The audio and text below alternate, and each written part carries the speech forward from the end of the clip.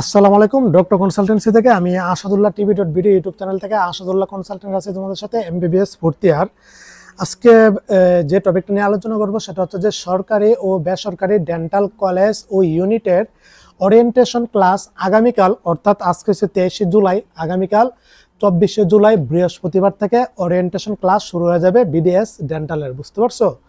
তো দীর্ঘ অনেক দিন পরে তোমরা অপেক্ষায় ছিলা, অবশেষে তোমাদের মেডিকেল লাইফ শুরু হতে যাচ্ছে আগামীকাল থেকে।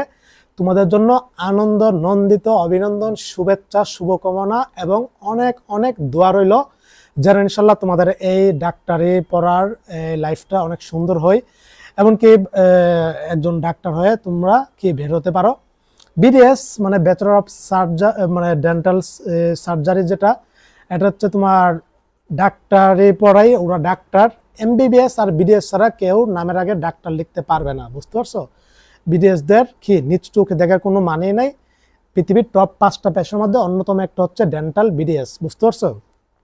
আর ডাক্তারদের, বিডিএস ডাক্তারদের অনেক মূল্য। বুঝতে পারছো? বাইরের দেশগুলিতে, বাংলাদেশও কিন্তু অনেক অনেক মূল্য। আর দেখো, এই বিডিএস ডেন্টালে সরকারিতে সিট আছে 500, সেখানে কিন্তু পরীক্ষা অংশগ্রহণ করেছিল প্রায় 80,000-এর মতো স্টুডেন্ট 500 সিটের বিরুদ্ধে। আর সরকারিতে, বেসরকারিতে 25টা ডেন্টাল কলেজ ও ইউনিটে সিট আছে 1200 সিট আছে। সেখান থেকে যারা যারা চান্স পাওয়ার যোগ্য, মানে আবেদন করার সময় যারা যারা অ্যাপ্লাই করেছিল, যে যার মেডিকেল কলেজে, ডেন্টাল কলেজ অথবা ইউনিটে চান্স পেয়েছে, ওরা কিন্তু ভর্তি হয়েছে মোটামুটি। আর মেধা অসচ্ছল কোটায় কিন্তু অনেকে চান্স পেয়েছে 2 ধাপে।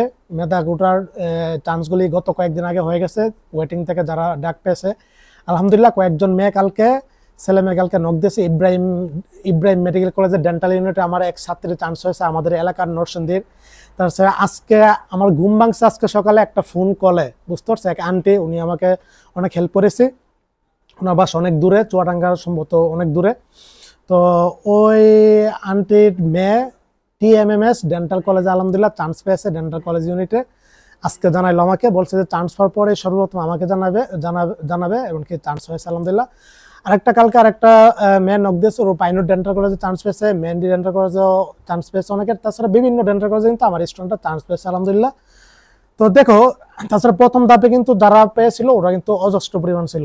যাই হোক, তোমাদের এই পথ চলা জেনারেল কোটায় যারা ভর্তি হয়েছো, মেধা কোটায় যারা ভর্তি হয়েছে, ডেন্টাল পড়ার সুযোগ পেয়েছো, পরও কোনো সমস্যা নেই, নিচু চোখে দেখার কোনো মানেই নাই।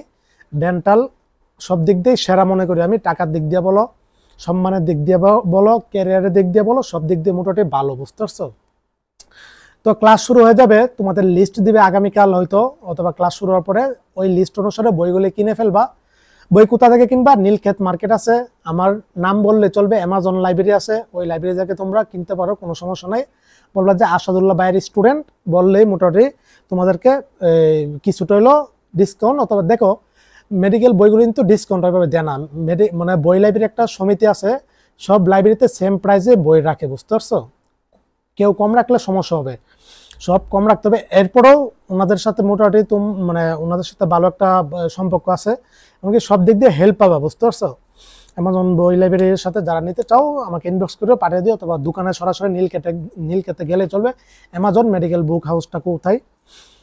তো অ্যাপ্রন, হ্যাঁ অনেকে হয়তো অ্যাপ্রন কিনোনি, সমস্যা নাই। তুমি মেডিকেল কলেজে যাওয়ার পরে ওই এরিয়াতে পেয়ে যাবে, অথবা নীলক্ষেত থেকে পেয়ে যাবে, অথবা অনলাইন থেকে অর্ডার দিতে পারো তুমি তোমার সাইজ অনুসারে, অথবা নিজেও একটা অ্যাপ্রন যদি বানিয়ে থাকো ওইটা ব্যবহার করতে পারো, কোনো সমস্যা নেই। 2টা অ্যাপ্রন রাখবা।